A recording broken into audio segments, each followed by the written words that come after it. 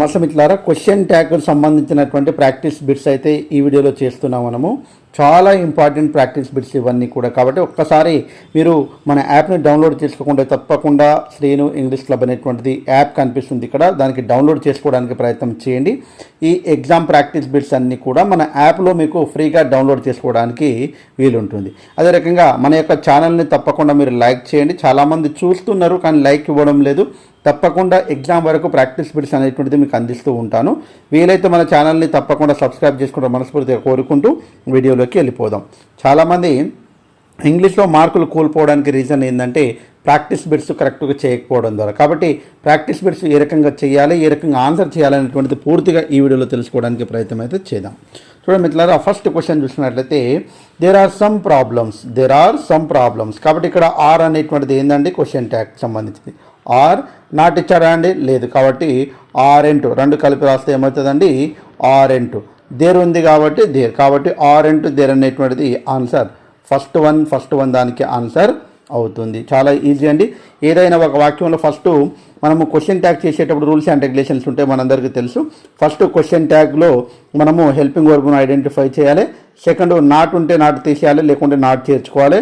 మూడవది short form అనేటువంటిది రాయాలి. నాలుగవది దానికి సంబంధించినటువంటి ప్రొనౌన్ అనేటువంటిది రాయాలి. ఐదవది క్వశ్చన్ మార్క్ చేయాలి. కాబట్టి ఈ 5 రూల్స్. ఫస్ట్ ఇక్కడ ఇచ్చినటువంటి వాక్యంలో మనము హెల్పింగ్ వర్బు ఆర్ నాట్ ఇచ్చిందా, లేదు. కాబట్టి are plus not is equal to aren't అవుతుంది.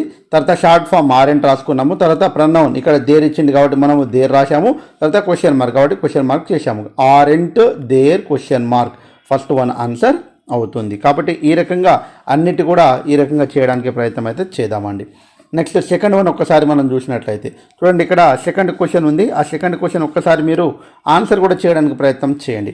They don't have meeting on Sundays. Don't అనేటువంటిది ఏంటండి, క్వశ్చన్ ట్యాగ్లో మనకు క్వశ్చన్ చేయడానికి హెల్పింగ్ వర్డ్.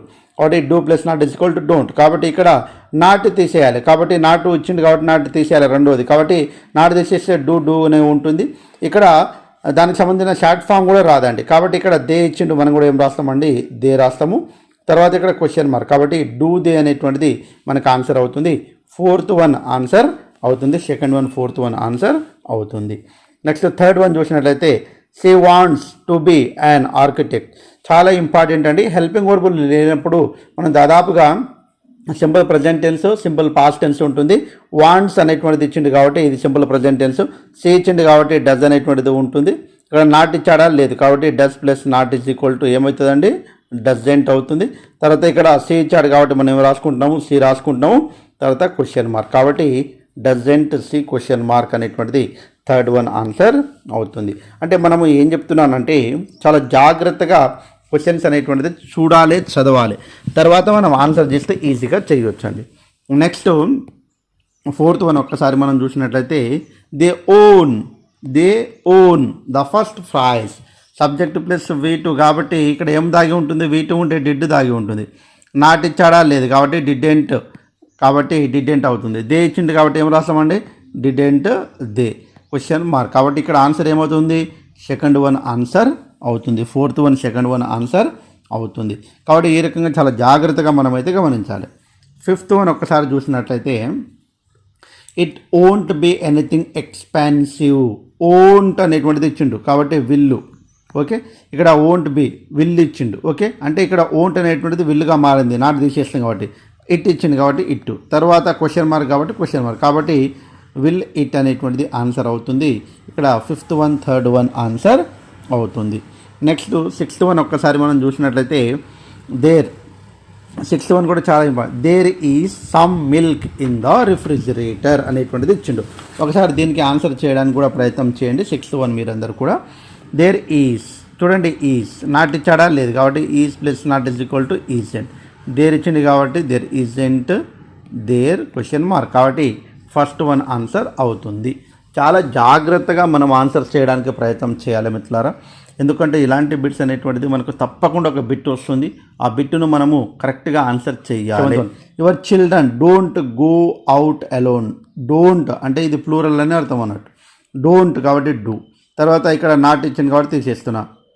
యువర్ చిల్డ్రన్ అనేటువంటిది ఏంది, ప్లూరల్. కాబట్టి డూ దే, కాబట్టి డూ దే ఇక్కడ ఉంది second one. Seventh one to answer అవుతుంది.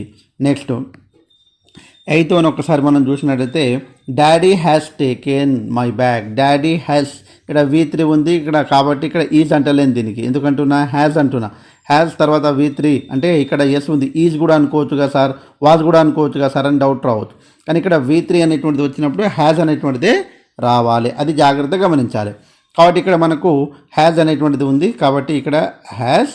తర్వాత ఇక్కడ నాట్ ఇచ్చాడా, లేదు, కాబట్టి హ్యాజెంట్. డాడీ కాబట్టి హీ కామన్ క్వశ్చన్ మార్క్, కాబట్టి 8th వన్ 3 ఆన్సర్ అవుతుంది. హ్యాజెంట్ హీ అనేటువంటిది ఆన్సర్ అవుతుంది. చాలా జాగ్రత్తగా గమనించండి. 8th one. 9th వన్ ఒకసారి చూసినట్లయితే the bank lent him the money. Lent V2 అండి, కాబట్టి the bank lent subject plus V2, కాబట్టి డిడ్ రాస్తున్నా, నాట్ ఉందా లేదు, కాబట్టి డిడెంట్ అవుతుంది. ద బ్యాక్ అనేటువంటిది ఇట్గా రాస్తున్నా, కాబట్టి డిడెంట్ ఇట్ అనేటువంటిది ఆన్సర్ అవుతుంది. డిడెంట్ ఇట్ అంటే ఇక్కడ లెంట్ అనేటువంటిది లెండ్ అనేటువంటి దానికి V2, కాబట్టి ఇక్కడ V2 అనేటువంటిది మనకు అర్థం కావాల్సింది, కాబట్టి 3rd వన్ ఆన్సర్ అవుతుంది. 9th one. 10th వన్ ఒకసారి nobody has arrived at. Important, very very important.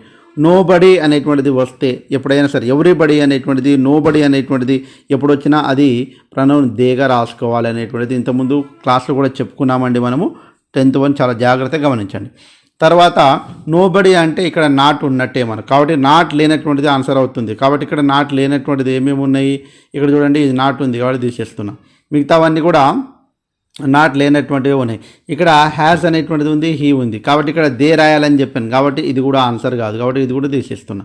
Had they, have they, ఇక్కడ కావాల్సింది ఏంది, హ్యాడ్ అనేటువంటిది రాదండి, కాబట్టి ఇక్కడ ఏమొస్తుందండి, second one. 10th one second one answer అవుతుంది. చాలా ఇంపార్టెంట్ బిట్ అండి.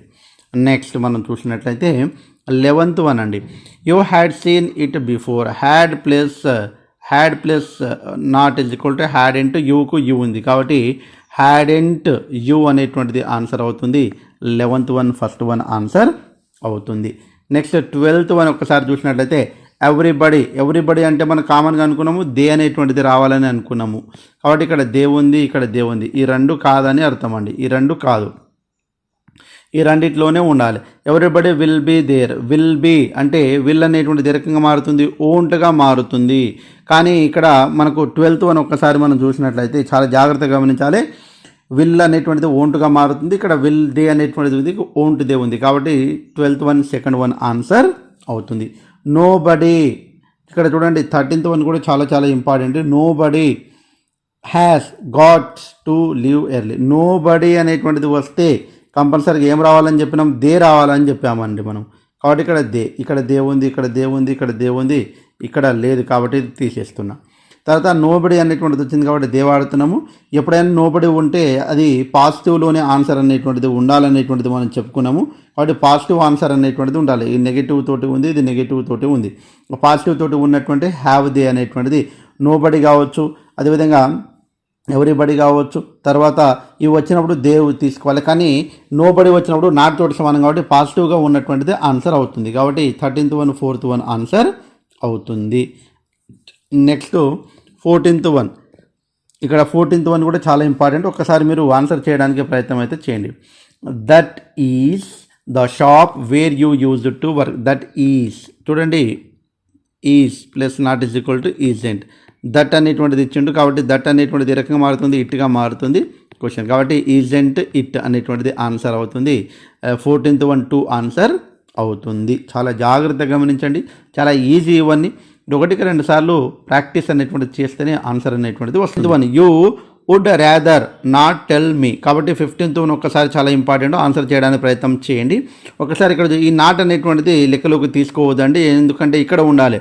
వుడ్ ప్లస్ నాట్ అనేటువంటిది ఉందా, లేదు, కాబట్టి ఏం చేయాలి, వుడ్డెంట్ అనేటువంటిది ఇక్కడ తీసుకోవాలి, ఇక్కడ యూకు యూ తీసుకోవాలి, కాబట్టి ఆన్సర్ ఏమవుతుందండి, వుడ్డెంట్ యూ. 15th వన్ 3 ఆన్సర్ అవుతుంది. 16th వన్ కూడా ఇంపార్టెంట్, ఒక్కసారి ఆన్సర్ చేయడానికి ప్రయత్నం చేయండి. There is nothing of TV to night. There is nothing అనేటువంటిది నాట్ తోటి సమానము.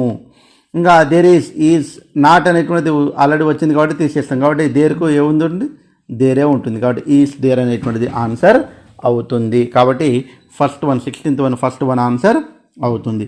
17th వన్ కూడా చాలా చాలా ఇంపార్టెంట్ అండి. You would not like puppy. Would not తీసేయండి, వుడ్ తర్వాత యూ ఉంది కాబట్టి వుడ్ యూ అనేటువంటిది ఆన్సర్. డైరెక్ట్ చేస్తున్నా ఎందుకంటే ఇన్నిసార్లు చేశాం కాబట్టి డైరెక్ట్ ఆన్సర్స్ అయితే చేయొచ్చండి. నెక్స్ట్ 18th వన్ చూసినట్టయితే we don't need to go to the store today. చూడండి డోంట్ అన్నాడు కాబట్టి నాట్ తీసేయాలి, డూ వీ అనేటువంటిది ఆన్సర్ అవుతుంది. కాబట్టి 18th వన్ 3 ఆన్సర్ అవుతుంది. 18th క్వశ్చన్ ఒకసారి చూసినట్లయితే ద డిషెస్ ఆర్ డర్టీ. చూడండి ఆర్ అనేటువంటిది ఉంది ఇక్కడ, are plus not is equal to aren't. Dishes అన్నాడు కాబట్టి ప్లూరల్ కాబట్టి ఆరెంట్ దే అనేటువంటిది ఉండాలి. కాబట్టి aren't they 19th one 3rd one answer అవుతుంది. 20 చూసినట్లయితే we can go tomorrow. Very simple అండి, ఇది ఒక్కసారి ఆన్సర్ చేయడానికి ప్రయత్నం చేయండి. చివరిది వెరీ ఈజీ బిట్ కాబట్టి తప్పకుండా ఆన్సర్ చేయండి. సో ఈ రకంగా ఇవన్నీ కూడా పీడిఎఫ్ కావాలంటే మన యాప్ని మీరు తప్పకుండా డౌన్లోడ్ చేసుకోవాలి. అంటే గ్రూప్లో కూడా సెండ్ చేస్తాను మన వాట్సాప్ గ్రూప్లో, కానీ కొన్ని రోజుల తర్వాత పోతుంది. యాప్లో అయితే ఎప్పుడు ఉంటుంది కాబట్టి తప్పకుండా దాంట్లో అప్లోడ్ చేస్తాను. వీలైన వాళ్ళు తప్పకుండా తీసుకోవడానికి ప్రయత్నం చేయండి. మన యొక్క యాప్ను మీరు తప్పకుండా ప్లే స్టోర్ నుంచి డౌన్లోడ్ చేసుకోండి.